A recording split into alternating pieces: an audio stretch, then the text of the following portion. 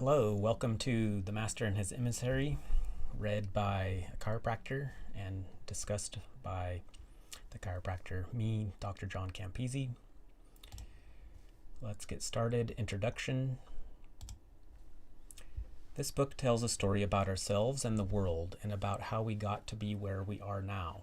While much of it is about the structure of the human brain, the place where mind meets matter, ultimately, it is an attempt to understand the structure of the world that the brain has in part created. Whatever the relationship between consciousness and the brain, unless the brain plays no role in bringing the world as we experience it into being, a position that must have few adherents, its structure has to be significant. It might even give us clues to understanding the structure of the world it mediates, the world we know. So, to ask a very simple question, why is the brain so clearly and profoundly divided? Why, for that matter, are the two cerebral hemispheres asymmetrical? Do they really differ in any important sense? If so, in what way? The subject of hemisphere differences has a poor track record, discouraging to those who wish to be sure that they are not going to make fools of themselves in the long run. Views on the matter have gone through a number of phases since it was first noticed in the mid-19th century that the hemispheres were not identical, and that there seemed to be a clear asymmetry of function related to language favoring the left hemisphere. At first, it was believed that apart from each hemisphere obviously having sensory and motor responsibility for and control of the opposite side of the body, language was the defining difference, the main specific task of the left hemisphere. The right hemisphere was considered to be essentially silent. Then it was discovered that, after all, the right hemisphere appeared better equipped than the left hemisphere to handle visual imagery, and this was accepted as the particular contribution it made. Its equivalent to language. Words in the left hemisphere, pictures in the right. But that, too, proved unsatisfactory. Both hemispheres, it is now clear, can deal with either kind of material, words or images, in different ways. Subsequent attempts to decide which set of functions are segregated in which hemisphere have mainly been discarded, piece after piece of evidence suggesting that every identifiable human activity is actually served at some level by both hemispheres. There is, apparently, vast redundancy. Enthusiasm for finding the key to hemisphere differences has waned, and it is no longer respectable for a neuroscientist to hypothesize on the subject. This is hardly surprising given the set of beliefs about the differences between the hemispheres which has passed into the popular consciousness. These beliefs could, without much violence to the facts, be characterized as versions of the idea that the left hemisphere is somehow gritty, rational, realistic, but dull, and the right hemisphere airy-fairy and impressionistic, but creative and exciting, a formulation reminiscent of Seller and Yeatman's immortal distinction in their parody of English history teaching 1066 and all that, between the Roundheads, right and repulsive, and the Cavaliers, wrong but romantic.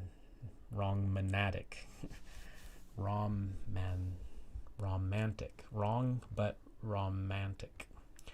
In reality, both hemispheres are crucially involved in reason, just as they are in language. Both hemispheres play their part in creativity. Perhaps the most absurd of these popular misconceptions is that the left hemisphere, hard-nosed and logical, is somehow male, and the right hemisphere, dreamy and sensitive, is somehow female. If there is any evidence that could begin to associate each sex with a single cerebral hemisphere in this way, it tends to indicate, if anything, the reverse. But that is another story, and one that I will not attempt to deal with in this book. Discouraged by this kind of popular travesty, neuroscience has returned to the necessary and unimpeachable business of amassing findings, and has largely given up the attempt to make sense of the findings, once amassed, in any larger context.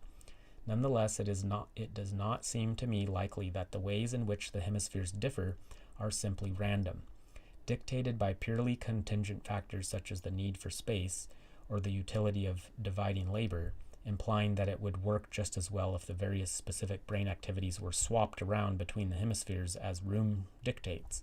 Fortunately, I am not alone in this. Despite the recognition that the idea has been hijacked by everyone From management trainers to advertising copywriters, a number of the most knowledgeable people in the field have been unable to escape the conclusion that there is something profound here that requires explanation.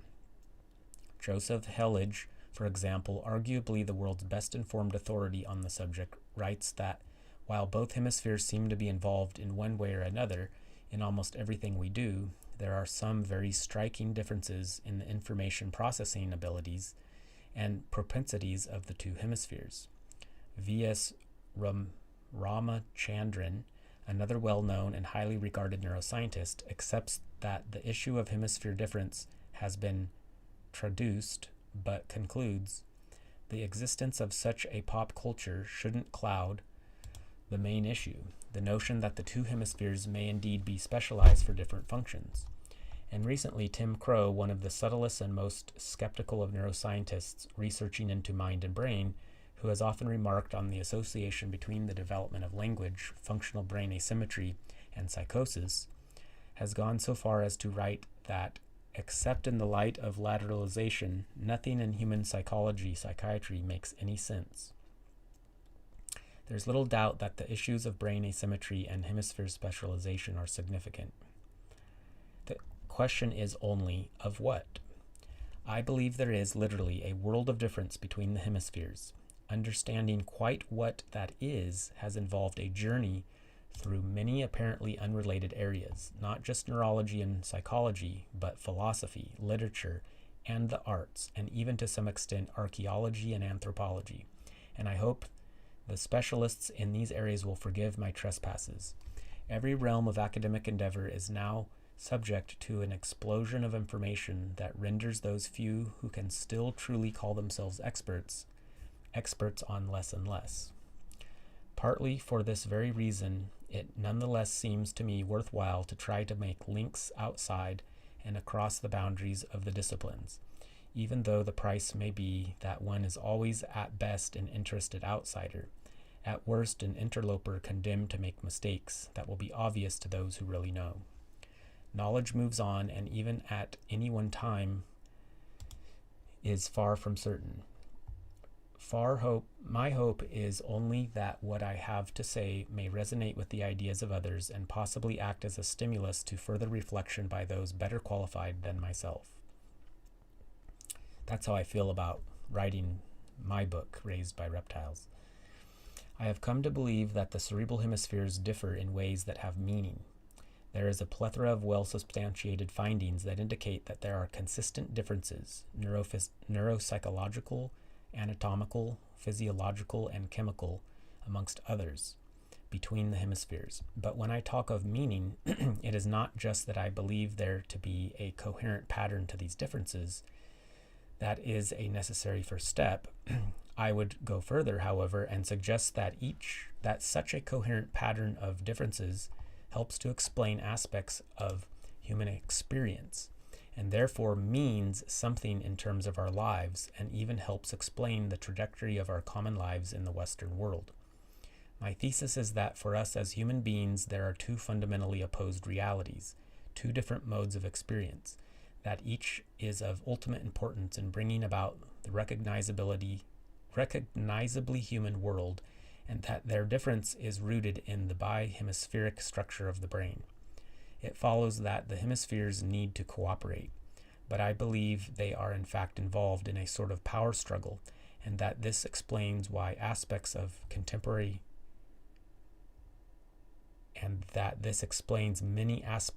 contemporary Western culture. The structure of this book. This book is divided, like the brain it describes, into two parts. In part one, I will focus on the brain itself and what it can tell us. I will look at the evolution of the brain, its divided and asymmetrical nature, the implications of the development of music and language, and what we know about what goes on in each side of the brain. What is it they do that is so different? Well, I will argue nothing much. It is quite true that almost everything we once thought went on in one or other hemisphere alone is now known to go on in both. So where does that leave the pursuit of hemisphere differences? Right on track. The whole problem is that we are obsessed because of what I argue is our affiliation to left hemisphere modes of thought. with what the brain does. After all, isn't the brain a machine, and like any machine, the value of it lies in what it does? I happen to think this machine model gets us only some of the way, and like a train that drops one in the middle of the night far from one's destination, a train of thought that gets one only some of the way is a liability. The difference, I shall argue, is not in the what, but in the how, by which I don't mean the means by which, machine model again, but the manner in which, something no one ever asked of a machine. I am not interested purely in functions, but in ways of being, something only living things can have. Did the important semantic speech centers of the brain simply end up in the left hemisphere by accident? And if it's so important to keep a complex function such as language all in one place, then why does language also depend on the right hemisphere? Is music really just a useless spin-off from language, or something more profound? Why do we have language anyway? For communicating? For thinking? If not, for what purpose then? Why are we right-handed or left-handed rather than ambidextrous? Is the body essential to our way of being, or just a useful fueling and locomotor system for the brain? Is emotion really just an aid to cognition, helping us to weigh our decisions correctly? Or is it something a bit more fundamental than that? Why does it matter if one hemisphere tends to see things in their context, while the other as carefully removes them from it? So that's a key statement he made right there, I think, to his thesis. One of the more durable generalizations about the hemispheres has been the finding that the left hemisphere tends to deal more with pieces of information in isolation, and the right hemisphere with the entity as a whole. The so-called gestalt, possibly underlying and helping to explain the apparent verbal-visual dichotomy, since words are processed serially while pictures are taken in all at once. But even here, the potential significance of this distinction has been overlooked. Anyone would think that we were simply talking about another relatively trivial difference of limited use or interest, a bit like finding that cats like to have their meat chopped up into small bits, whereas dogs like to wolf their meat in slabs. At most, it is seen as helpful in making predictions about the sort of tasks that each hemisphere may preferentially carry out, a difference in information processing, but of no broader significance. But if it is true, the importance of the distinction is hard to overestimate. And if it should turn out that one hemisphere understands metaphor, where the other does not, this is not a small matter of a quaint literary function having to find a place somewhere in the brain. Not a bit. It goes to the core of how we understand our world, even ourselves, as I hope to be able to demonstrate. What if one hemisphere is apparently attuned to whatever is new? Is that too just a specialized form of information processing? What role does imitation play in releasing us from determinism? A question I return to in different forms throughout the book. I am not, of course, the first to ask such questions, and they undoubtedly admit of more than one answer and more than one type of answer. But while only a fool would claim to have definitive answers, I shall make some suggestions that I hope may encourage others to think differently about ourselves, our history, and ultimately our relationship with the world in which we live. That could be a sentence or two sentences that could be in the introduction of my Raised by Reptiles book, at least the sentiment of it. Things change according to the stance we adopt towards them. Things change according to the stance we adopt towards them, the type of attention we pay to them, the disposition we hold in relation to them. This is important because the most fundamental difference between the hemispheres lies in the type of attention they give to the world. But it's also important because of the widespread assumption in some quarters that there are two alternatives. Either things exist out there and are unaltered by the machinery we use to dig them up or to tear them apart, naive realism, scientific materialism, or they are subjective phenomena which we create out of our own minds and therefore we are free to treat them in any way we wish, since they are, after all, our own creations. Naive idealism, postmodernism. These positions are not by any means as far apart as they look, and a certain lack of respect is evident in both. In fact, I believe there is something that exists apart from ourselves, but that we play a vital part in bringing it into being. And I think what he means here is not that because we think of it, it exists. It's that the way our brains process information, the way our brains tear things down and then put them back together into a whole, and the values that we have because of the way our brain does this, that then changes our behaviors when we interact with the world, and then we literally change the world through our actions.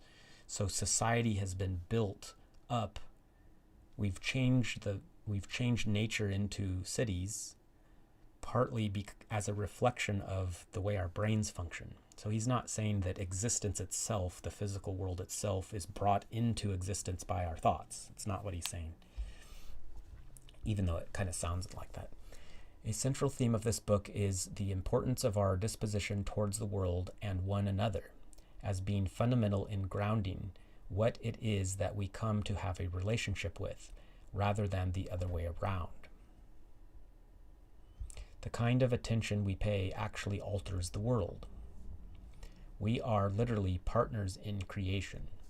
This means we have a grave responsibility, a word that captures the reciprocal nature of the dialogue we have with whatever it is that exists apart from ourselves. I will look at what philosophy in our time has had to say about these issues. Ultimately, I believe that many of the disputes about the nature of the human world can be illuminated by an understanding that there are two fundamentally different versions delivered to us by the two hemispheres, both of which can have a ring of authenticity about them, and both of which are hugely valuable, but that they stand in opposition to one another and need to be kept apart from one another, hence the bihemispheric structure of the brain. How do we understand the world if there are different versions of it to reconcile? Is it important which models and metaphors we bring to bear on our reality?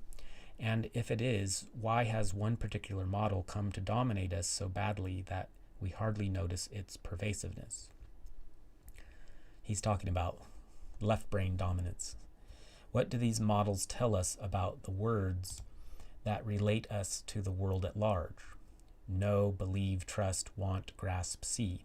That both describe and, if we are not careful, prescribe the relationship we have with it. This part of the book will conclude with some reflections on one particular relationship, that between the two hemispheres. It seems that they coexist together on a daily basis, but have fundamentally different set of values and therefore priorities, which means that over the long term they are likely to come into conflict. Although each is crucially important and delivers valuable aspects of the human condition, and though each needs the other for different purposes, they seem destined to pull apart.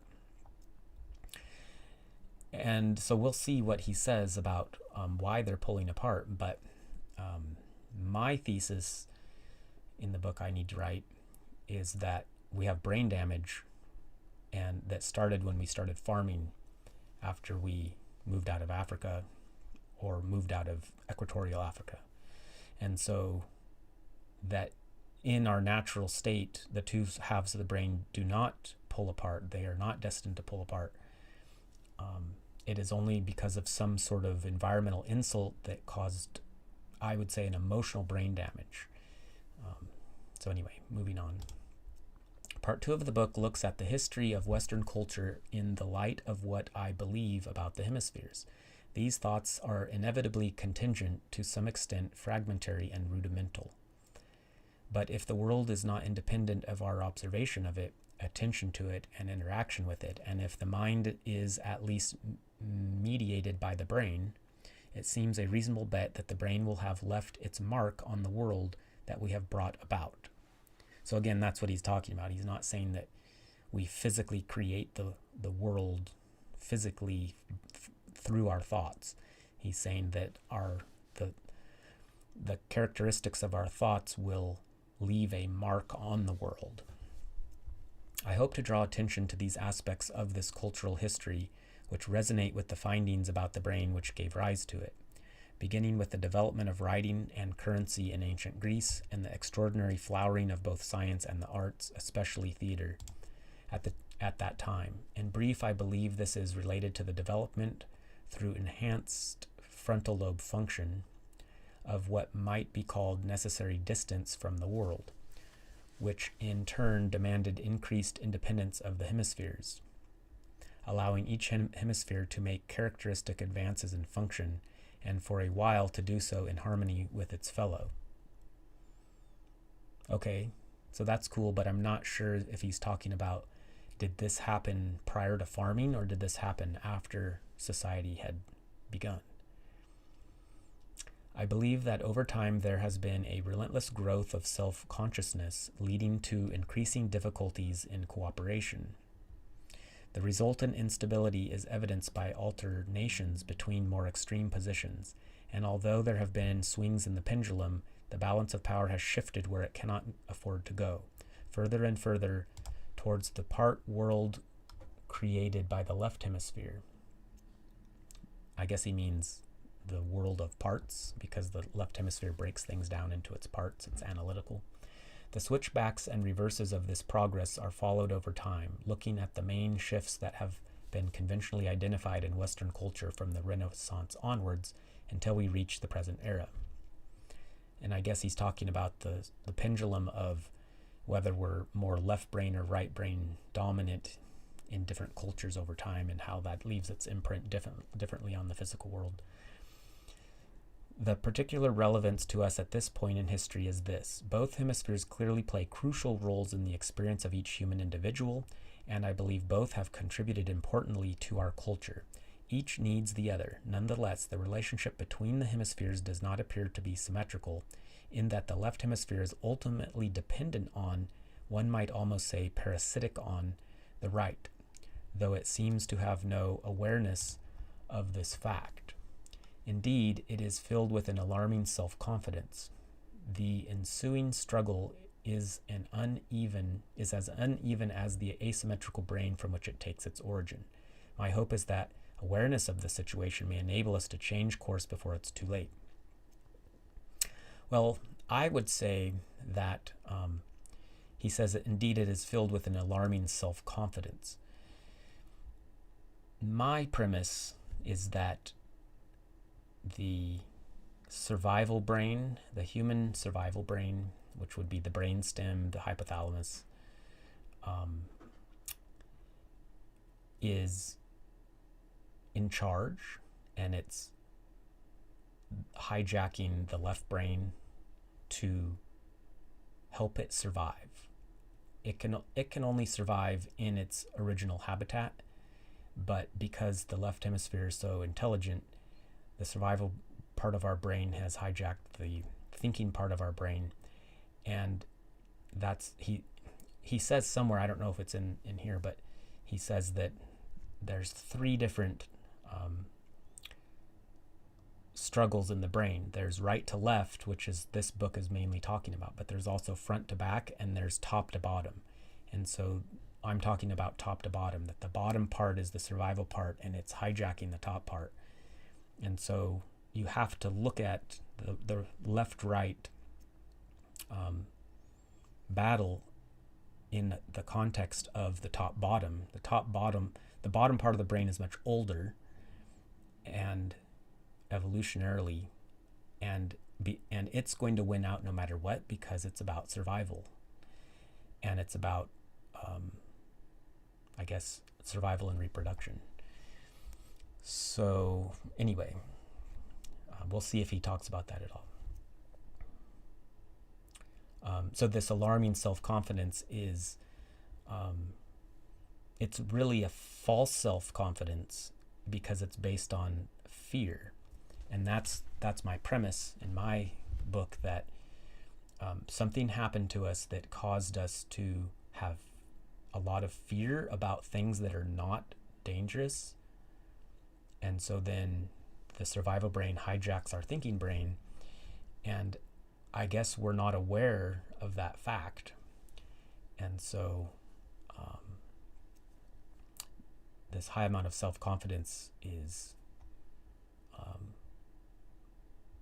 because we cannot relinquish control of our intelligent thinking brain, because our survival brain thinks we're going to die at any minute, and it's a type of emotional brain damage. Anyway, in the conclusion, therefore, is devoted to the world we now inhabit. Here I suggest that it is as if the left hemisphere, which creates a sort of self-reflective virtual world, has blocked off the available exits, the ways out of the halls of mirrors, into a reality which the right hemisphere could enable us to understand. Right, but it's the left hemisphere that has been hijacked by the survival brain. In the past, this tendency was counterbalanced by forces from outside the enclosed system of the self-conscious mind. Apart from the history incarnated in our culture and the natural world itself, from both of which we are increasingly alienated, these were principally the embodied nature of our existence, the arts and religion. In our time, each of these has been subverted and the routes of escape from the virtual world have been closed off. So he's only talking about history since farming. So my premise is that we were totally healthy and fine. Our brains were balanced prior to farming for at least 200,000 years, and depending on how you measure it, up to 2 million years. And then suddenly 12,000 years ago, that's when all the problems started. That's when the right-left brain started fighting. And so let me read this again.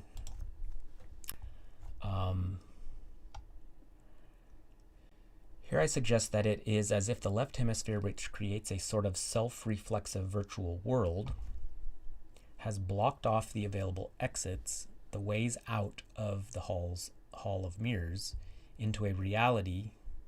So it's the exits that lead to reality, which the right hemisphere could enable us to understand. I guess, does he mean understand that we are part of it and we don't need to be threatened by it? In the past, this tendency, what time frame is he talking about? This tendency of the left brain to block the exits to the external reality that the right brain could help us with was counterbalanced by forces from outside the enclosed system of the self-conscious mind. I guess he means nature? No, he means religion. Hold on. Apart from the history incarnated in our culture and the natural world itself, from both of which we are increasingly alienated. So our culture and the natural world. Okay, so maybe maybe he's talking about the clan that had stories and dancing and support, everybody had your back, and the natural world itself, which was a part of our spirituality, from both of which we are increasingly alienated, and I'd agree with that.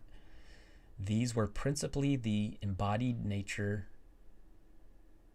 of our existence. Okay, yes. The arts and religion. Okay, so I guess if religion, in my opinion, didn't start until after we started farming, there was spirituality that was mixed in with our clan's culture. But really, in the term religion, it's such a loaded term. I guess that's what he means, is spirituality. Let's just replace religion with spirituality. The arts and spirituality. So the main art was maybe dancing and storytelling and making knives out of rocks. Maybe playing cooperative games for fun. I'm not sure. But it's hard to know if he's talking about that or actual art and religion from history, from after farming. In our time, each of these has been subverted and the routes of escape from the virtual world have been closed off. And I say that religion was created after our brains got messed up in an attempt to try to fix our brains.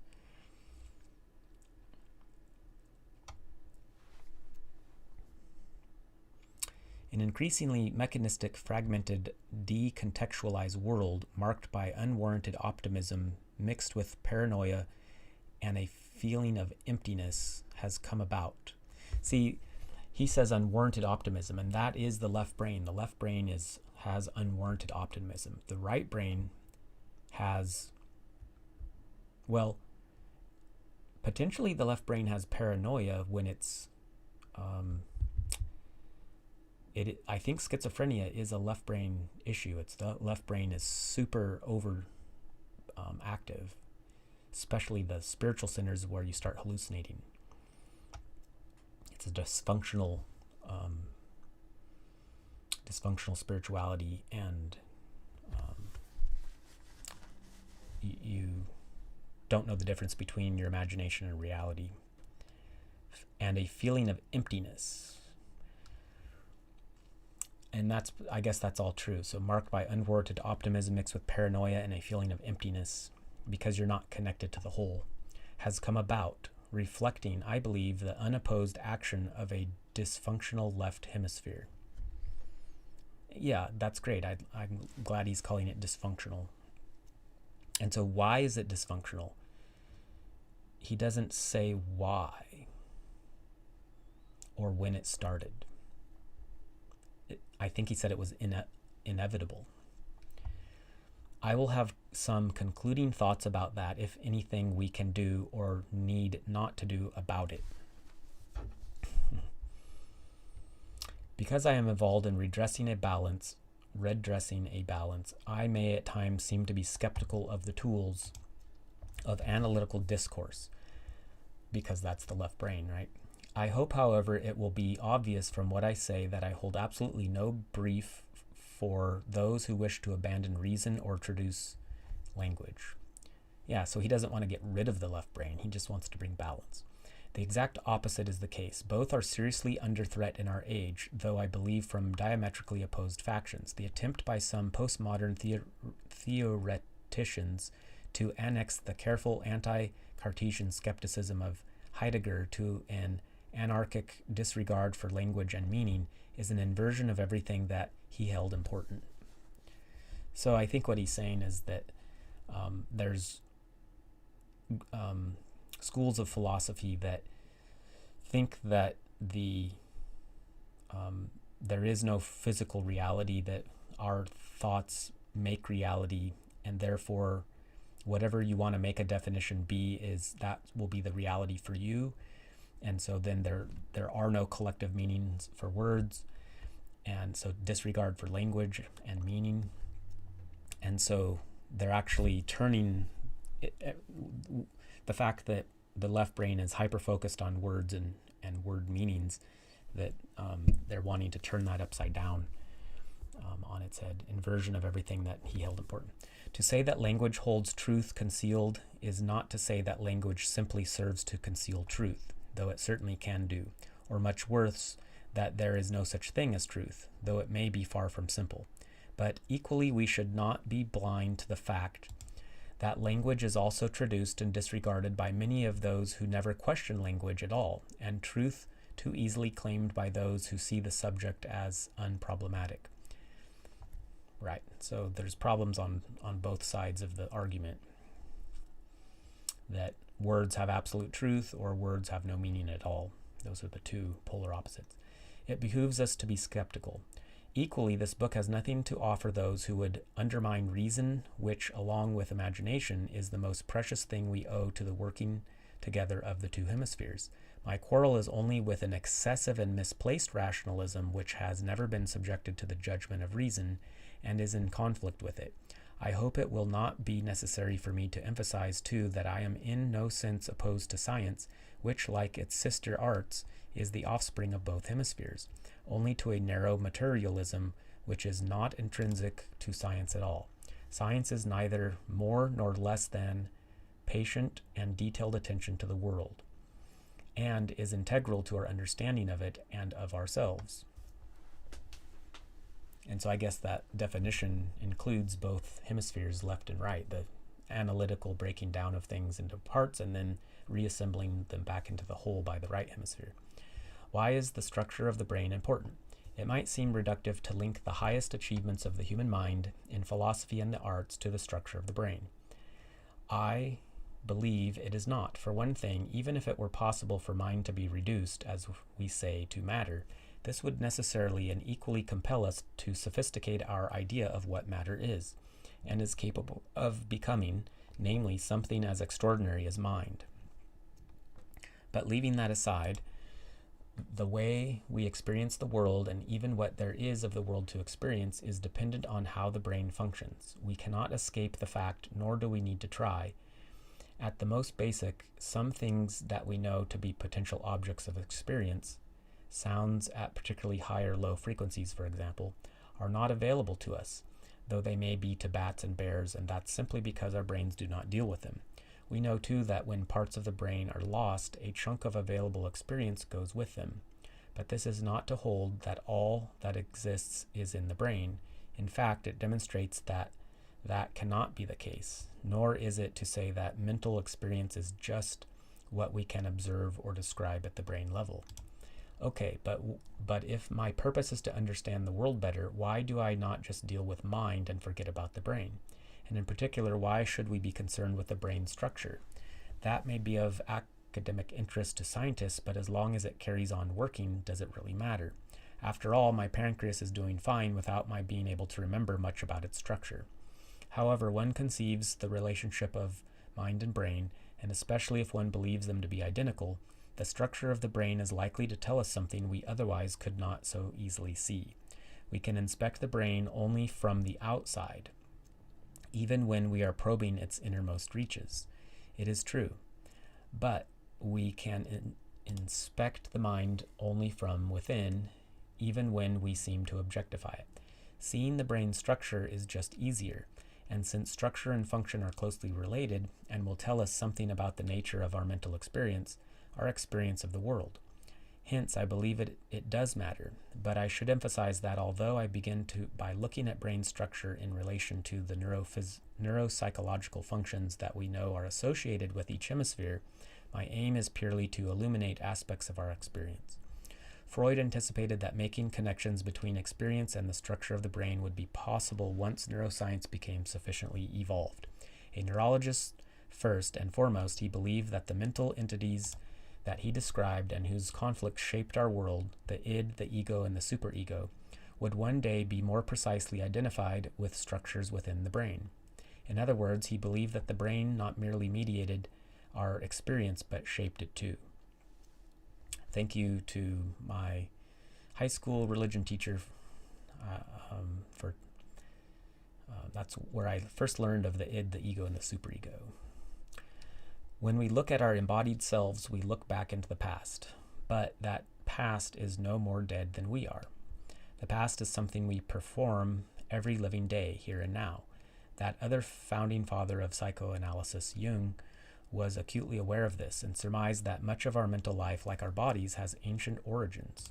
Just as the human body represents a whole museum of organs with a long evolutionary history behind them, so we should expect the mind to be organized in a similar way. We receive along with our body a highly differentiated brain which brings with it its entire history, and when it becomes creative, it creates out of this history, out of the history of mankind, that age-old natural history which has been transmitted in living form since the remotest times, namely the history of the brain structure. The brain has evolved like the body in which it sits and is in the process of evolving. But the evolution of the brain is different from the evolution of the body. In the brain, unlike in most other human organs, later developments do not so much replace earlier ones as add to and build on top of them.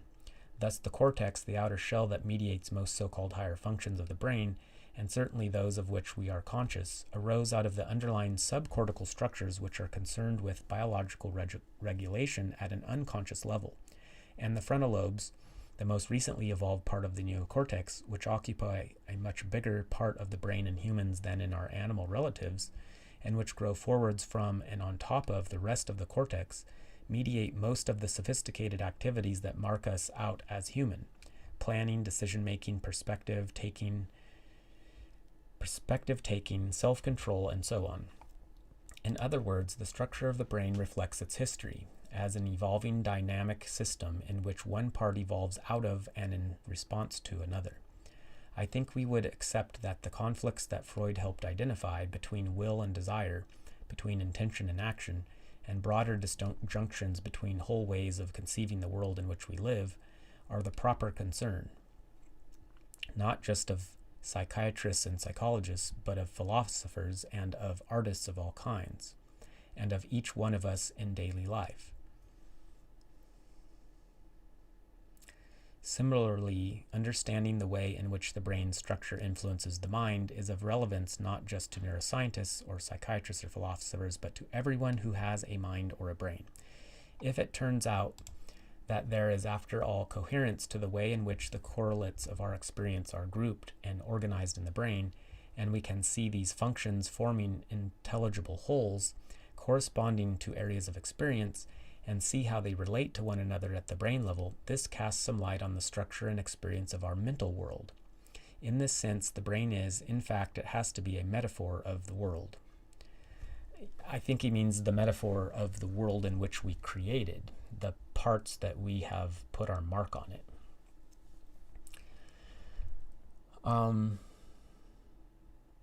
And I'd agree with him that understanding how the brain works helps us to understand how the mind works, which helps us to be more aware of our internal mind processes. I think that you can become aware of the fact that there's part of your brain that produces the internal monologue. There's the part of the brain that notices things that are new. There's the part of the brain that checks if something new is related to something from the past that you can associate it with. There's the part of the brain that is checking to make sure that other people will approve of your thoughts and actions. I mean, there's just so many different parts of the mind, and we're not usually aware of most of them, but when we become aware of them, especially in modern times,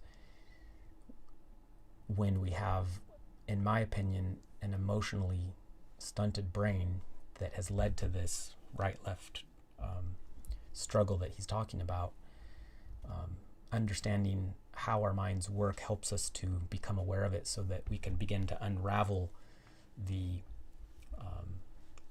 dysfunctional aspects that have kept us from fully developing into full, peaceful, contented adults. The importance of being two. Although the brain is extraordinarily densely interconnected within itself, it has been estimated that there are more connections within the human brain than there are particles in the known universe. I find that hard to believe. It is nonetheless true, as might be imagined, that the closest and densest interconnections are formed within localities between immediately adjacent structures. Thus, the brain can be seen as something like a huge country, as a nested structure of villages and towns, then districts gathered into counties, regions, and even partly autonomous states or lands, a conglomeration of nuclei and ganglia at one level, organizational foci and broader functional regions within specific gyri or sulci, the folds of the cortex, at another. These then forming lobes, and those lobes ultimately forming part of one or other cerebral hemisphere. And I think that that's how we have all of these different programs and different aspects of our mind. It's all of these little networks that become almost little entities of their own, that gives us these different functions. And then because it's all connected together, it gives us the illusion that we just have one mind, but in reality we have hundreds of different parts of our mind with different functions that I think we can become aware of to some degree if we know to look for it. If it is true that consciousness arises from or at any rate is mediated by the sheer density and complexity of neuronal interconnections within the brain, this structure has some important consequences for the nature of that consciousness. The brain should not be thought of as an indiscriminate mass of neurons. The structure of that mass matters. In particular, it has to be relevant that at the highest level of organization, the brain, whether mediator or originator of consciousness, is divided in two.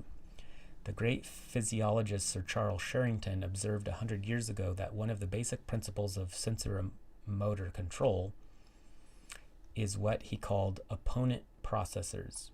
What this means can be thought of in terms of a simple everyday experience. If you want to carry out a delicate procedure with your right hand that involves a very finely calibrated movement to the left, it is made possible by using the counterbalancing, steadying force of the left hand, holding it at the same time and pushing slightly to the right. I agree with Marcel Kingsborn that the brain is, in one sense, a system of opponent processors.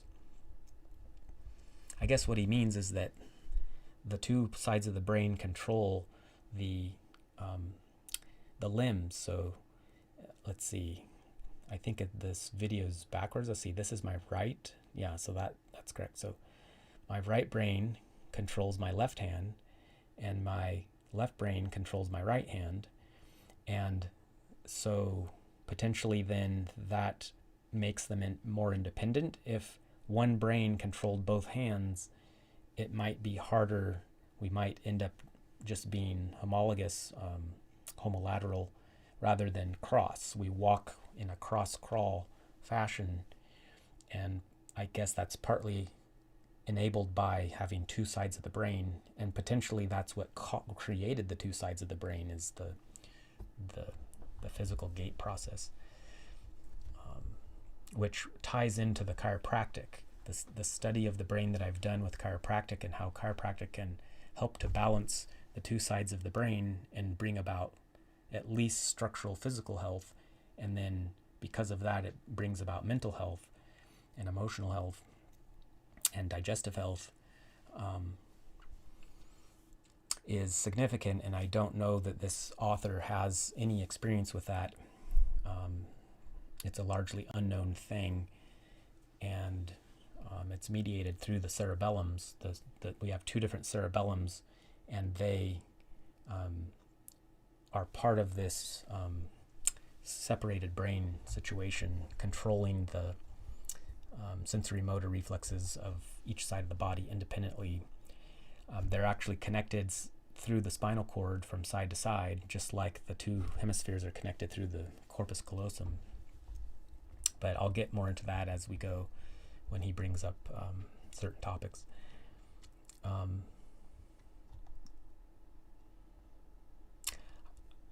The brain is in one sense a system of opponent processors. In other words, it contains mutually opposed elements whose contrary influence make possible finely calibrated responses to complex situations.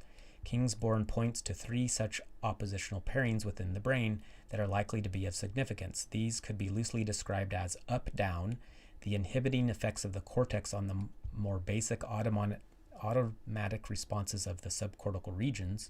So that's what I was talking about with the both the emotional brain of the amygdala and limbic system, as well as the survival brain of the brainstem. Those are inhibited by the neocortex, which is up above, so the top part inhibits the lower part.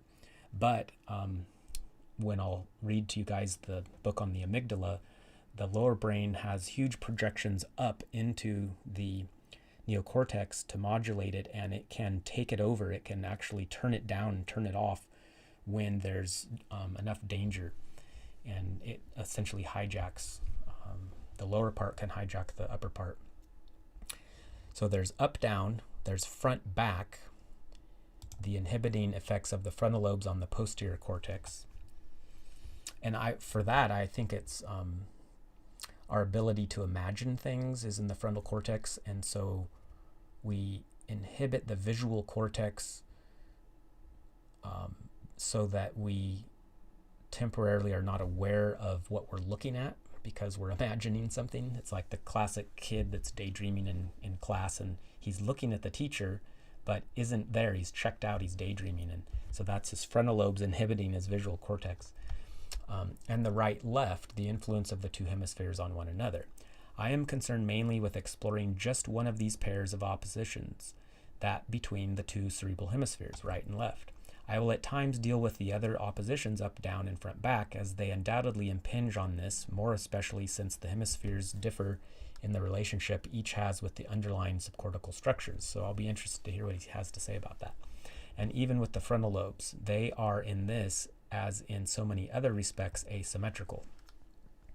But it is the primary duality of the hemispheres that forms the focus of this book. It is this, I believe, that underlies a conflict that is playing itself out around us.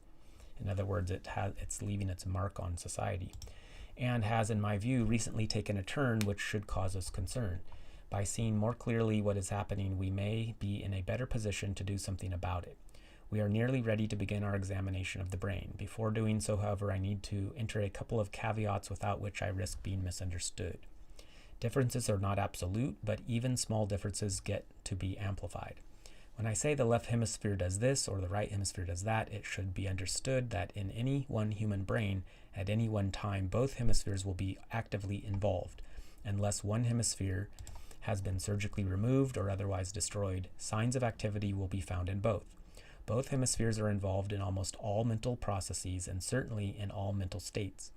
Information is constantly conveyed between the hemispheres and may be transmitted in either direction several times a second. What activity shows up on a scan is a function of where the threshold is set. If the threshold were set low enough, one would see activity just about everywhere in the brain all the time. But at the level of experience, the world we know is synthesized from the work of the two cerebral hemispheres, each hemisphere having its own way of understanding the world, its own take on it. So this threshold thing, he's just talking about the entire brain is constantly firing at varying rates, and it depends on how sensitive you set the imaging equipment that you're using to assess whether there's a change in brain function for a given task. So let's say they put an EEG on or some kind of brain scan, and they're looking at when I read a book, what happens in my brain. Well, if you set the threshold low enough, there's activity everywhere in the brain all the time, and you won't be able to see the fact that the left side is doing something different when you're reading than when you're not. And so you have to turn those thresholds to such that, turn them up, I guess, so that the brain looks fairly silent, as would be my guess. And then as soon as you start reading, you can see the change in activity of the left brain. But at the level of experience, the world we know is synthesized from the work of the two cerebral hemispheres, each hemisphere having its own way of understanding the world, its own take on it. This synthesis is unlikely to be symmetrical, and the world we actually experience phenomenologically at any point in time is determined by which hemisphere's version of the world ultimately comes to predominate. Wait, but I thought you said that we use them both together. Though I would resist the simplistic idea of a left or right hemisphere personality overall, there is evidence I will look at later that, certainly for some kinds of activities, we consistently prefer one hemisphere over the other in ways that may differ between individuals, though over whole populations they tend to cohere.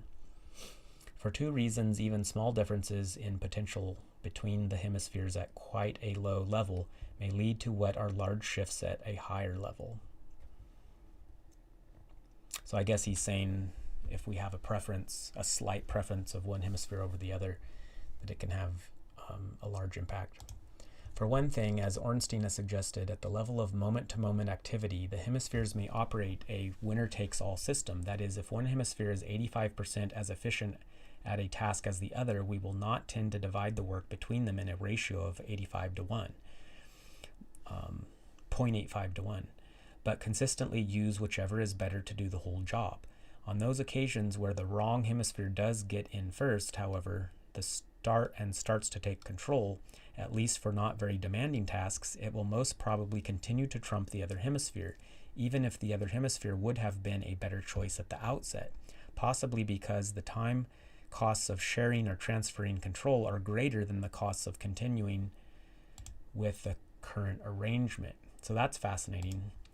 So that's a pretty cool idea, that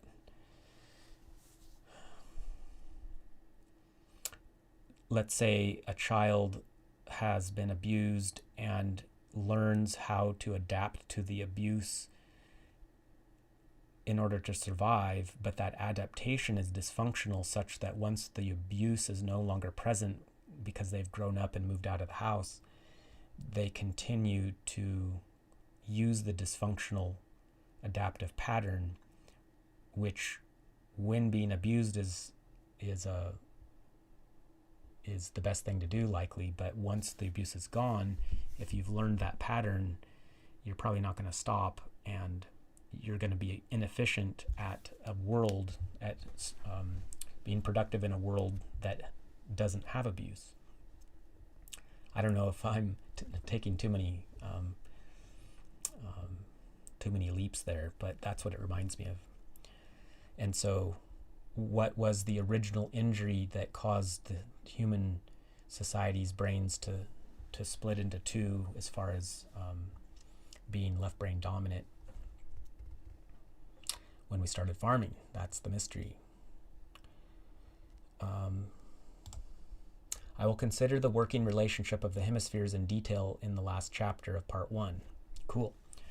The other is that though such winner takes all effects may still be individually small, a vast accumulation of many small effects could lead ultimately to a large bias overall, especially since repeated preference for one hemisphere helps to entrench still further an advantage that may start out by being relatively marginal.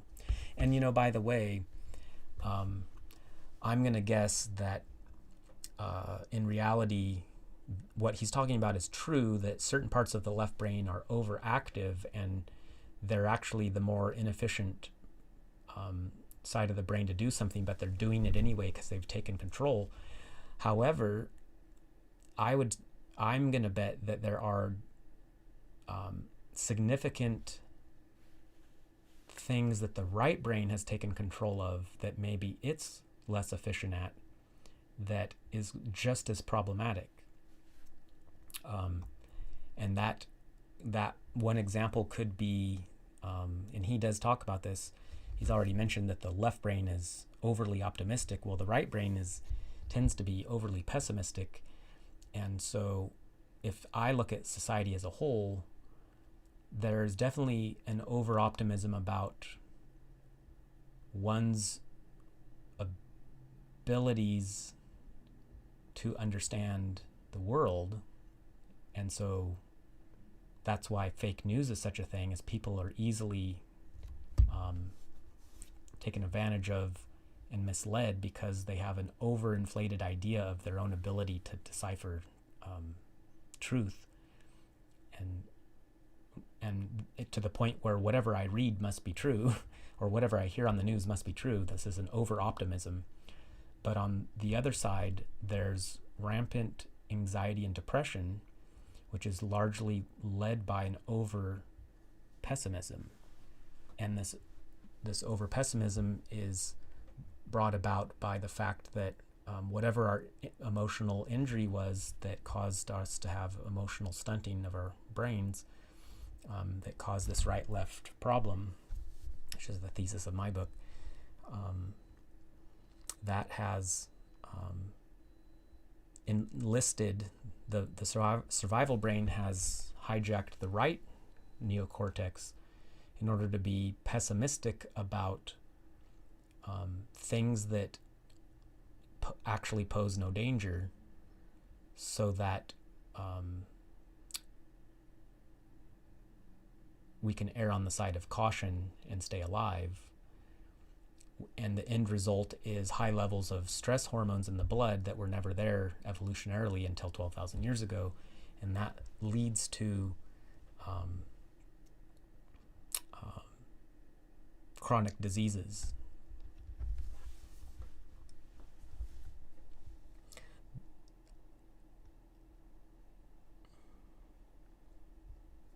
To the extent that a process goes on usefully in one hemisphere, it reinforces the sending of information preferentially to that hemisphere in the future. Small initial differences between the hemispheres could compound during development, ultimately producing a wide range of functional asymmetries via a snowball mechanism. And so he did talk about that, compound during development. So we'll see what he says about that. The hemispheres are thus involved in differentiating themselves. Equally, this lack of absolutism affects the way we need to understand the data. A finding can be perfectly valid and even of the greatest significance overall, and yet admit of contrary findings. The average temperatures in Iceland and Indonesia are clearly very different, which goes a long way to explain the wholly different characteristics of the vegetation, animal life, landscape, culture, and economy of these two regions, as well as no doubt much else that differentiates their feel and the ways of life there. But it is still true that the lowest average annual temperature in Indonesia is lower than the highest average annual temperature in Iceland. In other words, sometimes Iceland is warmer than Indonesia. Maybe not in the same year, but over time. And of course, the average temperature varies considerably from month to month, as well as less predictably from day to day, and indeed from place to place within each region. The nature of generalizations is that they are approximate, but they are nonetheless of critical importance for understanding what is going on. A misplaced need for certainty may stop the process altogether. I could make some comments here about ivermectin, the studies about ivermectin and COVID, but maybe that's another video. This also implies that generalizations can never be rules. As far as the hemispheres go, there is almost certainly nothing that is confined entirely to one or the other. I want to stress that because I really do not wish to encourage simplistic dichotomizing. The differences that I hope to establish are too nuanced to be encapsulated in a few words or simple concepts, but I believe they are nonetheless important for that. Descartes was a great dualist. He thought not only that there were two types of substance, mind and matter, but that there were two types of thinking, two types of bodily movement, two types of loving, and sure enough, he believed there were two types of people. The world is largely composed of two types of minds, he said. It has been said that the world is divided into two types of people, those who divide the world into two types of people and those who don't. I am with the second group. The others are too Cartesian in their categorization and therefore already too much of the party of the left hemisphere. That was clever. Nature gave us the dichotomy when she split the brain. Working out what it means is not in itself to dichotomize. It only becomes so in the hands of those who interpret the results with Cartesian rigidity. He seems to be quite defensive. I guess he's an academic and he's thinking outside the box, so he has to be defensive. Brain organization varies from individual to individual. Then there is the question of individual difference in hemisphere dominance and laterality. I will speak throughout of the right hemisphere and the left hemisphere as though these concepts were universally applicable. Clearly that cannot be the case. The terms represent generalizations about the human condition. Handedness is related to such organization, but not in any straightforward way. For this reason, I will have little to say about handedness, fascinating as it is in this book, except where it seems legitimately to reflect evidence of hemisphere preference. In talking about any biological variable, one is making some sort of generalization. Men are taller than women, but the fact that some women are taller than some men doesn't render the point invalid. Handedness is one such variable. The situation is complicated by the fact that handedness is not a single phenomenon. There are degrees of handedness in different individuals for different activities, and different footedness, earedness, and eyedness for that matter. However, in the West at present, about 89% of people are broadly right-handed, and the vast majority of these have speech and the semantic language centers in the left hemisphere. Let's call this the standard pattern. In the other 11% who are broadly left-handed, there will be variable conformations which logically must follow one of three patterns: the standard pattern, a simple inversion of the standard pattern, or some rearrangement. The majority, about 75% of this 11%, still have their speech centers in the left hemisphere and would appear to follow broadly the standard pattern. It is, therefore, only about 5% of the population overall who are known not to lateralize for speech in the left hemisphere. Of these, some might have a simple inversion of the hemispheres, with everything that normally happens in the right hemisphere happening in the left and vice versa. There's little significance in this from the point of view of this book, except that throughout one would have to read right for left and left for right. It is only the third group who, it has been posited, may be truly different in their cerebral organization. A subset of left-handers, as well as some people with other conditions, irrespective of handedness, such as probably schizophrenia and dyslexia, and possibly conditions such as schizotypy, some forms of autism, Asperger's syndrome, and some savant conditions, who may have a partial inversion of the standard pattern, leading to brain functions being lateralized in unconventional combinations. For them, the normal partitioning of functions breaks down. This may confer special benefits or lead to disadvantages in the carrying out of different activities. Dealing with these anomalous situations, intriguing and important as they are, lies beyond the scope of this book. But one point is worth making in relation to this last group, those with unconventional alignments of functions within either hemisphere. If it should turn out that the development of the semantic and syntactic language center in the left hemisphere is a key determinant of the way of seeing the world associated with that hemisphere as a whole, its translocation to the other hemisphere, or alternatively, the translocation into the left hemisphere of normally right hemisphere functions, could have widely different, even opposing effects in different cases. The point is this: does the coexistence in the same hemisphere, be it right or left, of language and what are normally right hemisphere functions lead to language being reinterpreted according to the characteristic mode of a normal right hemisphere, or does it lead to the opposite effect? The other functions going on in that hemisphere being transformed by a left hemisphere way of seeing things? To put it simply, yes, please do. Does placing a maths professor in a circus troupe result in a flying mathematician, or a bunch of trapeze artists who can no longer perform unless they have first calculated the precise trajectory of their leap? So I guess he's saying if we put the right and left brain, I think what he's saying is if the brain didn't have sides and the whole brain did everything, and it did both the math and the art all at the same time, how would that change things? Probably both scenarios are realized in different individuals, leading to unusual talents and unusual deficits. So he's talking about the exceptions to the standard pattern.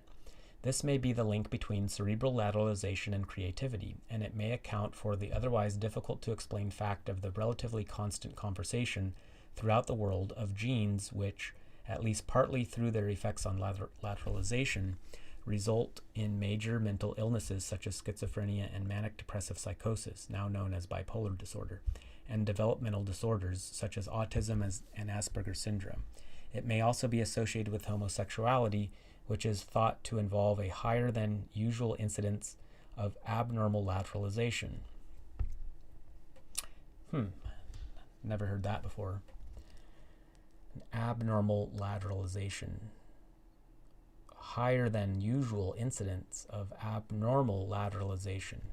So does he mean more lateralized, or does he mean less lateralized? Or maybe both? Such genes may, particularly in the case of mental illness, be highly detrimental to individuals and have an impact on fertility for the population at large, and would therefore have been bred out long ago if it were not for some hugely important benefit that they must convey.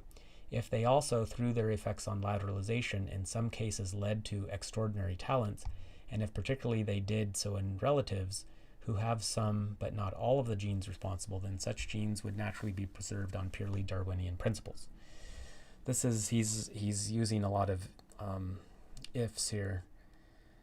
He's saying if genes would code for differences in lateralization that are not normal, that then lead to schizophrenia, mental disorders of certain types, mental conditions, and even homosexuality. Not to say that that's a mental condition, but it's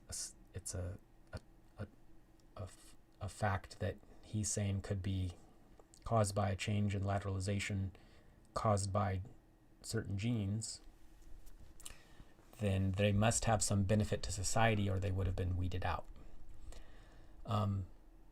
I don't I would say that the genes that cause schizophrenia have to have you're not born with schizophrenia. It turns on once you're a certain age. It's different for everybody, but usually early 20s, and it's usually brought on by a confluence of stresses in your life. And so the genes have to be activated by the environment, and I would argue that in our evolutionary environment for 2 million years, the stresses that we have today did not exist, and therefore, even though we may have had the genes for schizophrenia then, they were never turned on. And likewise for any of these other genes, like the autoimmune disease genes, Asperger's, if there's a gene that contributes to Asperger's, I don't know, but if there is, he's right, it likely has other benefits, but they don't get turned on unless they're absolutely needed. And who knows what that was for originally, but as far as they are today, I think they've been turned on way too strong, and it's because of our environmental stresses. As far as being gay, that's a little over my head, so I don't know. Whether that is the case or not, we need to understand better the nature of the normal left and right hemispheres. Yes, thank you. In this book, therefore, I propose to deal only with the typical cerebral organization, the one that has the greater than 95% currency, and which, by the same winner-takes-all argument, has universal applicability to the world in which we live for now. Essential asymmetry.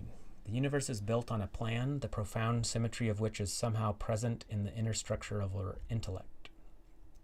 This remark of the French poet Paul Valéry is at one and the same time a brilliant insight into the nature of reality and about as wrong as it could possibly be. In fact, the universe has no profound symmetry, rather a profound asymmetry.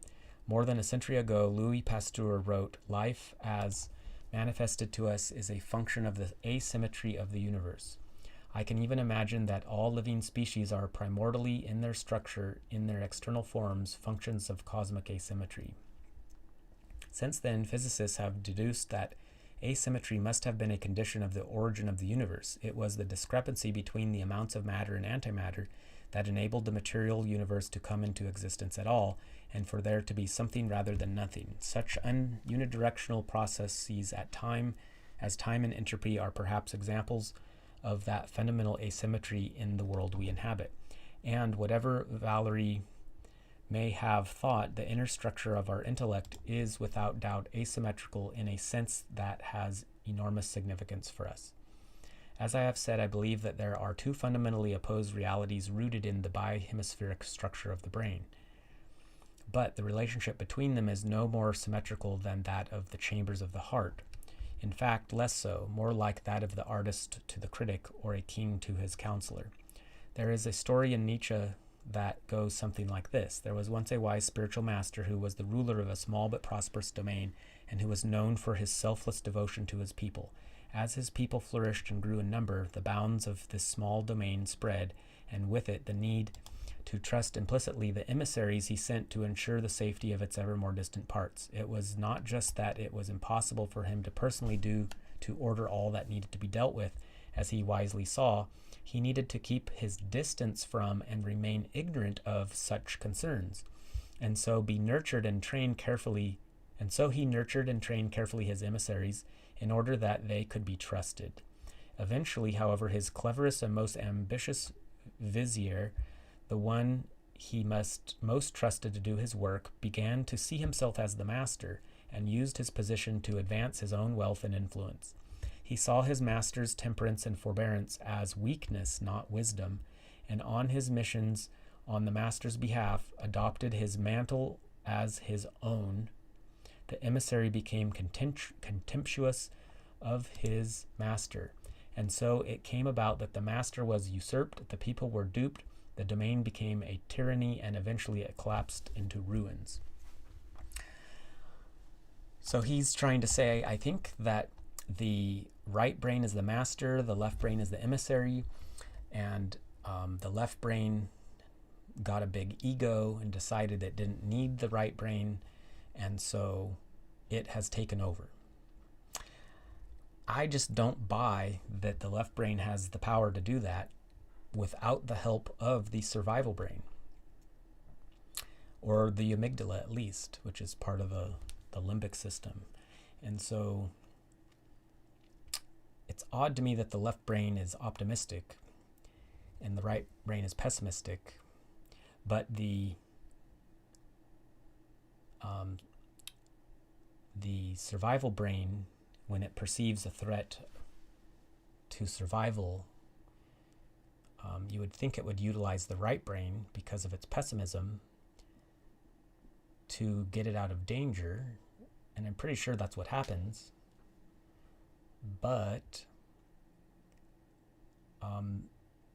the right brain also sees the whole picture, and it can potentially, maybe the right brain can rival the survival brain to some degree, and it can be like, yeah, but look, there's actually not really a problem. It sees mostly what's right in front of it, but in a whole picture. I'm not sure about that. And so then it seems like the survival brain would have to also hijack the left brain, because the left brain breaks things down into its parts, and it also can imagine lots of horrible things that don't exist, that the right brain maybe doesn't do. Yeah, it's curious. So I think it's the survival brain that didn't trust the right brain's ability to see the whole picture and to not think that there was a problem. And so it enlisted the left brain, and the left brain is more easily duped because its ability to make stuff up that doesn't exist. And so potentially the survival brain increases the heart rate and makes us feel like there's a problem. The left brain imagines the problem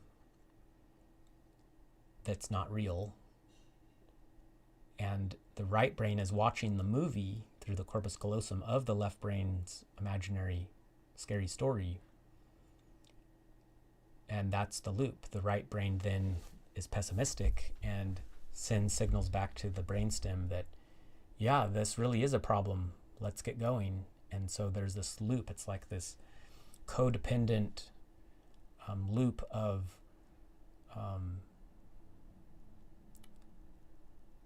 right brain watching the left brain imagine things that are scary, then telling the brainstem, let's get going, send some blood to my muscles so I can run. And the survival brainstem hijacks the left brain to use its logic to problem solve, to get out of the problem. But it's an imaginary problem which is impossible to get out of. And so it just keeps going around and around. I didn't explain that great, but that's kind of my view of it.